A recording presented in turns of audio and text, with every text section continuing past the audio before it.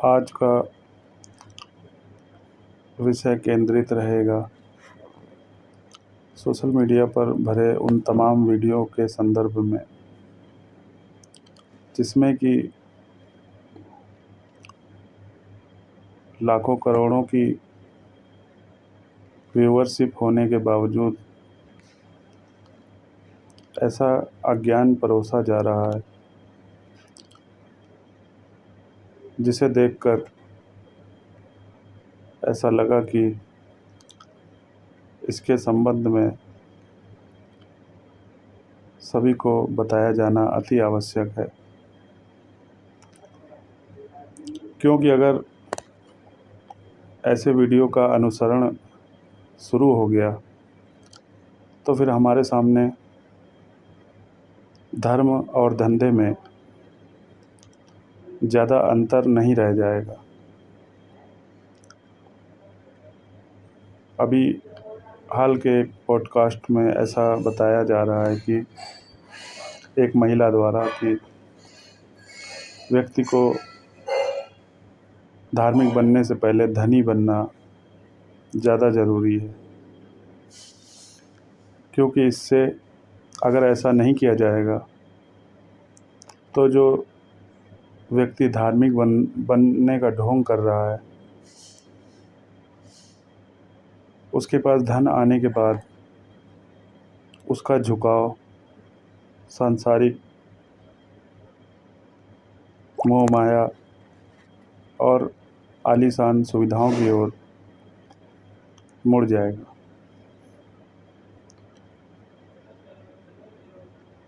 तो इसलिए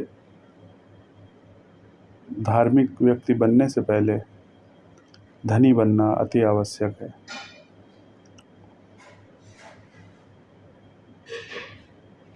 तो वास्तव में अगर देखा जाए तो ऐसे पॉडकास्ट और वीडियो सनातन पर एक कलंक के समान है और इन्हें उन व्यक्तियों द्वारा बोला जा रहा है जो स्वयं को संसार में अत्यधिक सफल मान बैठे हैं और धर्म को धन से नीचा भी समझ रहे हैं।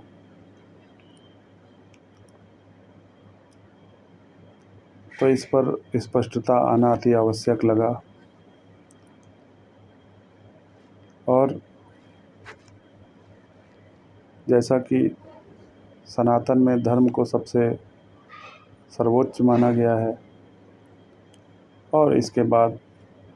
अर्थ, इसके बाद धन का नंबर आता है, तो थोड़ी भी समझ रखने वाला व्यक्ति यह समझ सकता है कि धन धर्म से ज़्यादा महत्वपूर्ण केवल उसी के लिए हो सकता है जो स्वयं को धार्मिक बनने का ढोंग कर रहा हो। और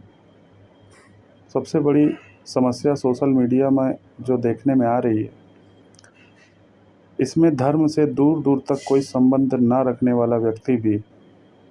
धर्म के बारे में बातें करता नहीं थकता। ना उसने अपने जीवन में कभी तप किया, ना उसकी चेतना का स्तर अभी उच्च हुआ है। हाँ, सफलता के नाम पर उसके पास कई स्रोतों से धन की प्राप्ति भर अवश्य हो रही है और इसी को सबसे बड़ी सफलता मानकर ऐसा व्यक्ति सोशल मीडिया में यह प्रचारित करते नहीं थक रहा कि धर्म भी जीवन में धन के बाद ही आता है।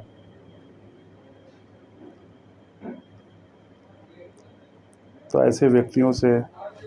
हमारा कहना यही होगा कि आप अपनी फ़ैन फॉलोइंग का गलत फ़ायदा उठा रहे हैं। हो सकता है कि आपकी किसी सांसारिक क्रियाकलाप के कारण फ़ैन फॉलोइंग हो, लेकिन इसका यह कतई अर्थ नहीं है कि आप धर्म के सर्वज्ञाता हो चुके हैं और धर्म की वास्तविकता क्या है यह बताने के लिए आप योग्य हो चुके हैं। इसलिए ऐसे व्यक्तियों को अपनी जानकारियों को केवल उन्हीं क्षेत्रों तक सीमित रखना चाहिए जिनमें कि वो वर्षों से लगे हुए हैं और मोटी धन प्राप्ति कर रहे हैं। धर्म उन्हें यह योग्यता प्रदान नहीं करता कि वो अपने को धर्म में भी हस्तक्षेप करें और स्वयं को सांसारिक सफलता के आधार पर धार्मिक रूप से भी सफल होने का दावा करें, क्योंकि अगर ऐसा किया जाएगा तो धर्म के बारे में एक गलत अनुसरण होना शुरू हो जाएगा और धन को ही धर्म मानकर फॉलो किया जाएगा। तो जैसा कि केंद्र पर रहते हुए विषय के महिला द्वारा यह दावा किया जा रहा है कि व्यक्ति का धार्मिक होने से पहले धनी होना अति आवश्यक है, तो यह इस तरह से गलत है कि व्यक्ति का धार्मिक होना उसका चयन नहीं होता, क्योंकि धर्म को जानना उसकी यात्रा का परिणाम होता है। कोई व्यक्ति अपने मन से या चाह कर अगर धार्मिक बनने का प्रयास करता है तो ऐसा माना जाना चाहिए कि वह केवल ढोंग मात्र कर रहा है और ऐसे व्यक्ति के जीवन का अगर निकटता से आकलन किया जाएगा तो हमारी यह बात स्पष्ट हो जाएगी कि वह व्यक्ति जो कि आंतरिक तौर पर धार्मिक नहीं है, वो केवल धार्मिक व्यक्ति होने का ढोंग मात्र कर रहा है और धर्म को केवल दिखावे, कर्मकांड और अनुष्ठान आदि से जोड़कर ही देखने का नज़रिया उसके पास होता है।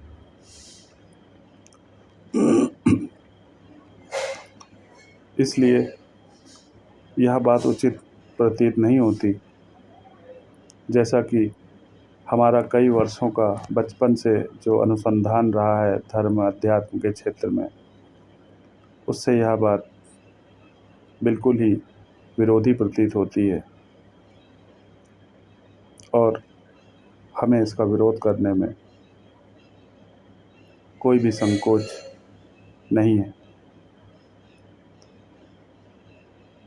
और यह अवश्य मानना चाहिए कि जिस व्यक्ति के अंदर धर्म से ज़्यादा धनी होने का लालच आ गया तो फिर उस व्यक्ति का धर्म की ओर बढ़ना लगभग इस जीवन में तो असंभव ही बना रहेगा, भले ही उसके द्वारा कितने ही प्रयास क्यों न किए जाएं। लेकिन अपने जीवन में धन के प्रति अत्यधिक उसके अभ्यास के कारण वह धनी होने के बाद भी उसे नहीं छोड़ सकता और ना ही दूर हो सकता है।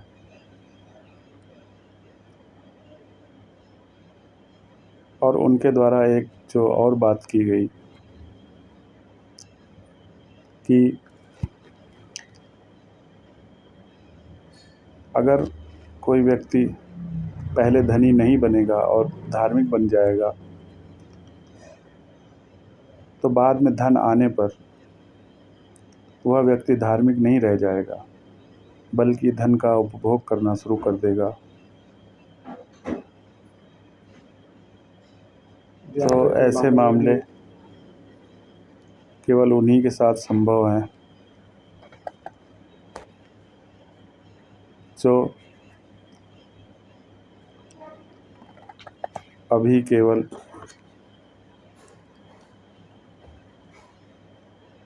एक पाखंड युक्त जीवन जी रहे हैं और यह मानकर बैठे हैं कि उनके पाखंड और धार्मिक होने से उन्हें एक माना हुआ धर्मगुरु मान लिया जाएगा। हमारा इस विषय पर वीडियो बनाने का जो मुख्य केंद्र था वो केवल यही था कि इतने ज़्यादा व्यूअरशिप होने के कारण ऐसे वीडियो समाज में अनुसरण किए जाने योग्य होने लगते हैं। और समाज की मूर्खता ये है कि वो सांसारिक रूप से सफल व्यक्तियों को ही आध्यात्मिक और धार्मिक रूप से सफल व्यक्ति भी मानने लगता है, जबकि ऐसा वास्तव में नहीं होता। कोई व्यक्ति संसार में बेहद धनी हो सकता है, लेकिन इसका अध्यात्म और धर्म में उसके समझ होने का कोई कारण नहीं होता। वास्तव में अगर देखा जाए तो ज़्यादा धनी व्यक्ति संसार में अत्यधिक सफल होते हैं, लेकिन धर्म के क्षेत्र में ऐसे व्यक्ति अज्ञानी ही माने जाते हैं और वो स्वयं को मानते भी हैं। यही कारण है कि विश्व के कई धनी देशों में अपार धन संपदा होने के बावजूद ऐसे देशों के नागरिक भारत में आकर तीर्थ स्थानों पर आकर स्वयं को धन्य महसूस करते हैं और अपनी धन संपत्ति का लालच छोड़कर उसे दान में भी लगाते हैं। तो क्या ये इस बात का प्रमाण नहीं है कि संसार में स्वयं को सफल मानने वाला व्यक्ति भी धर्म और अध्यात्म में स्वयं को असफल ही मानता है? और ऐसा होने का पर्याप्त कारण भी है, क्योंकि ऐसा व्यक्ति अपने जीवन में केवल धन कमाने पर ही केंद्रित रहता है, जिससे कि उसके जीवन का अधिकांश समय केवल धन इकट्ठा करने में ही व्यतीत होता है। और एक समय उसके जीवन में ऐसा आता है कि उसे अपने जीवन में खालीपन महसूस होता है और उससे बचने के लिए वो धर्म और अध्यात्म की शरण में आना महसूस करता है। जबकि अगर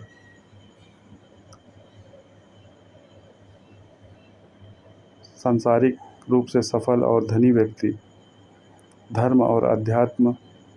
में भी पारंगत होता या उसे धर्म का पता होता तो वो धर्म की शरण में क्यों आता? कारण स्पष्ट है। इसलिए सनातन को जानो यात्रा के माध्यम से हमारा कहना यही होगा कि ऐसे अज्ञान से भरे हुए और अधार्मिक स्रोतों पर हमें विश्वास नहीं करना चाहिए, भले ही उसमें कोई बात कहने वाला व्यक्ति कितना ही बड़ा क्यों ना हो या उसके अनुसरणकर्ता कितने ही ज़्यादा क्यों ना हो। हमें धर्म और अध्यात्म के बारे में प्रामाणिक ज्ञान केवल धर्म के अनुरूप कार्य करने वाले व्यक्तियों से ही लेना चाहिए।